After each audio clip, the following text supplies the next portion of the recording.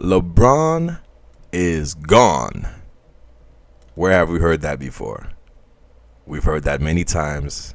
It ain't the first. And the way it's looking, it may not be the last. WD Sports Lounge. Let's get it.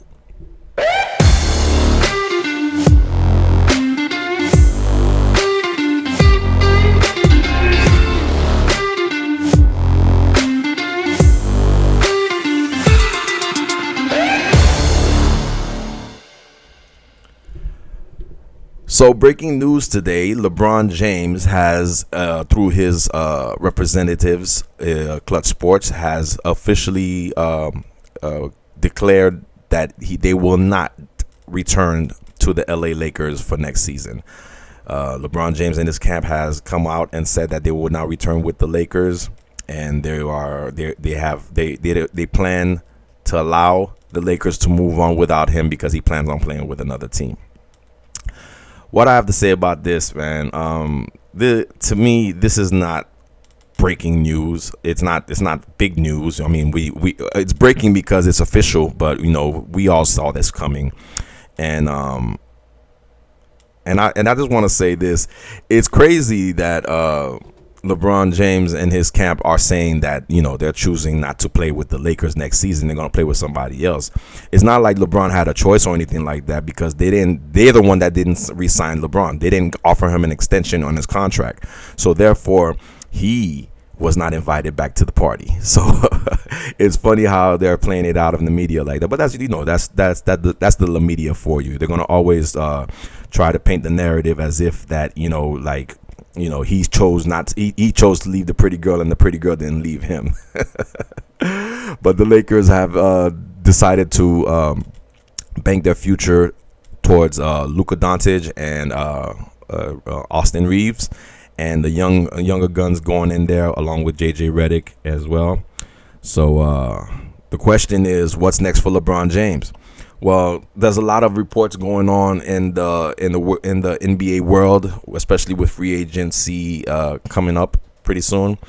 LeBron James is heavily rumored to be joining forces with Steph Curry and the Golden State Warriors alongside with Anthony Davis. Now, I just threw a whole bunch of nothings at you, but how is that going to work? Well, first of all, Draymond Green has opted out of his contract, and Jimmy Butler still has one more year on his contract. I've been listening to different type of scenarios going on. So one of the scenarios I heard was that the Golden State Warriors might trade Jimmy Butler to Washington in return to get Anthony Davis, and that would clear the cap space that they're missing in order to pay Anthony Davis his extension, and also that Anthony Davis himself wants an extension, wants to sign an extension with the Lakers, and also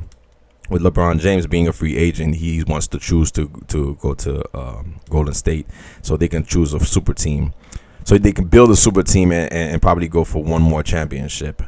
Now, with all this going on, with all those all those pieces fumbling around, is that gonna work out?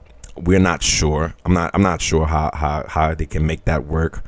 But from a from a perspective of competition, I don't think I could see Steph Curry teaming up with LeBron, because he doesn't really have to. He doesn't have to team up with LeBron. LeBron is choosing to team up with him because LeBron wants to win that fifth championship. And the crazy part about it is right now, if LeBron wins that fifth championship along with Steph Curry, he'll always be tied with Steph Curry. I think that's what he's trying to do. He's trying to get that fifth championship so they can be tied along with Kobe Bryant, so they can have one championship shy away from Michael Jordan, so that way the GOAT debate could be solidified and have them within that situation. I think that's what's going on with that. But for me, if I can't tell how I can't choose how somebody goes about their business. But Steph Curry, I just see that he has enough to be like, okay, at the end of my career, I have two on you, and part of four 4 of your 6 losses came from my team and me being a part of that team. Whether he was an integral part of it as far as winning the MVP or whatnot, he still was a big factor of those teams going to the championship because of his style of play, his knocking down threes along with him and Klay Thompson, the defense from Draymond Green back in those days, and also the role players that came through, Iguodala, Andrew Bogut, Kevin Durant, you name it. A plethora of highly skilled players has come in and out of the Warriors and has allowed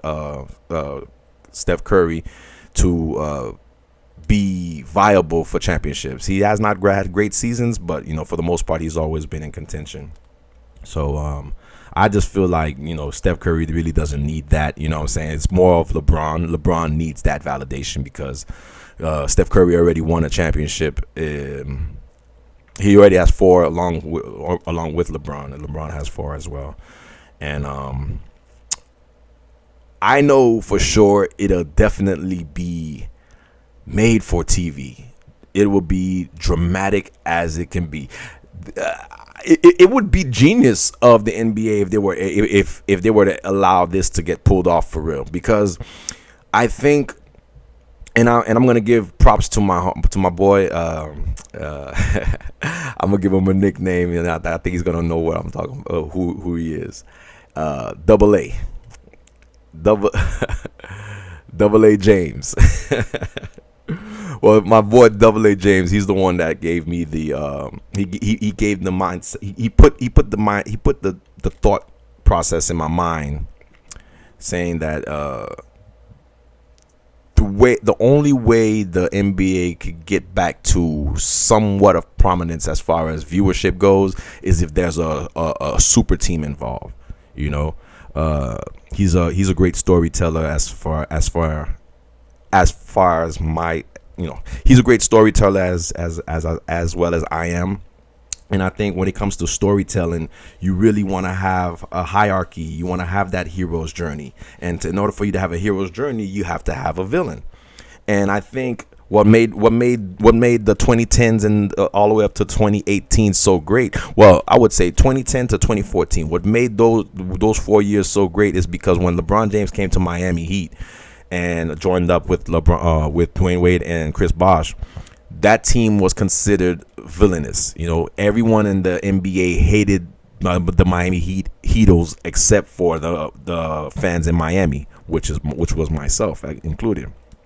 But everybody paid tickets, everybody tuned in, and everyone watched damn near every Heat game because everyone wanted to watch the Heat lose. Everybody wanted to prove that the Heat celebrated too early to get that. And once they got what they wanted with the Heat losing the first round, that hate was still there, but excuse me, that hate was still there, but It made for a hero to rise and to conquer and to extinguish that team. And Dirk Nowitzki was that hero along with the Dallas Mavericks. So fast forward to now 2026, if they are to pull off this deal where you have LeBron James, Anthony Davis, Steph Curry, let me reorder that. You have a team with Steph Curry, LeBron James, Anthony Davis, and Draymond Green as your main 4, and you build around that, man, you're talking about hate. It's going to get vitriol. You know what I mean?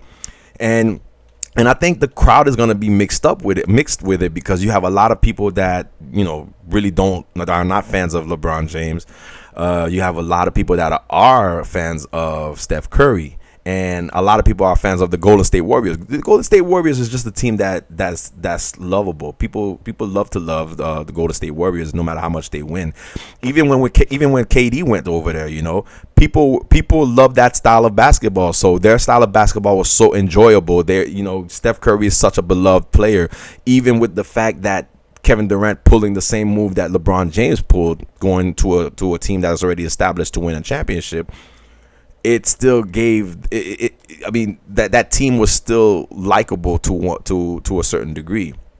And I think the one time they didn't like Golden State was when they went 9 games and LeBron James and his Cleveland Cavaliers went to the finals along with them and were able to pull off the defeat. I think that was the one time the Golden State Warriors was actually a villain, because a lot of people were actually rooting for the Cleveland Cavaliers to come back, especially being down 3-1, to pull the comeback and win the Game 7 on the road, to be one of the first teams to do that. And I think it just made great for television. So and also it'll be great for us. We'll have content to talk about. We could be here discussing free agency and the season, and bring the NBA back to what it used to be back in the 2010s, back in the 2000s, back in the 90s. I just feel like if this move is made, it's definitely going to be great for the NBA. It's going to be great for us.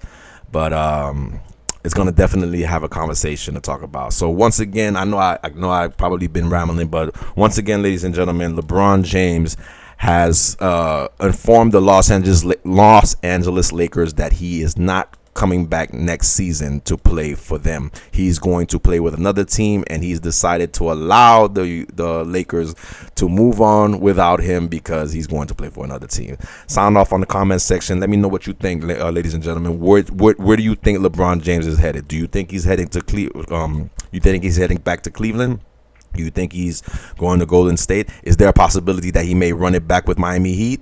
Leave it on the comment section and let's talk about it, ladies and gentlemen. So until then, let's keep an eye on what's going on, because it's a lot of topics going on in sports today. Thank you so much once again for joining us. Thank you for coming into the lounge. Thank you for showing love for all the people that's been in the lounge from the beginning of our inception. Thank you for continuing to come by, and all the new fans that are coming in. Thank you so much for tuning in. Thank you for listening.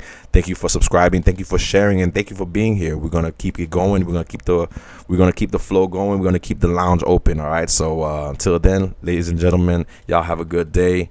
Like, share, subscribe. Catch you on the next one.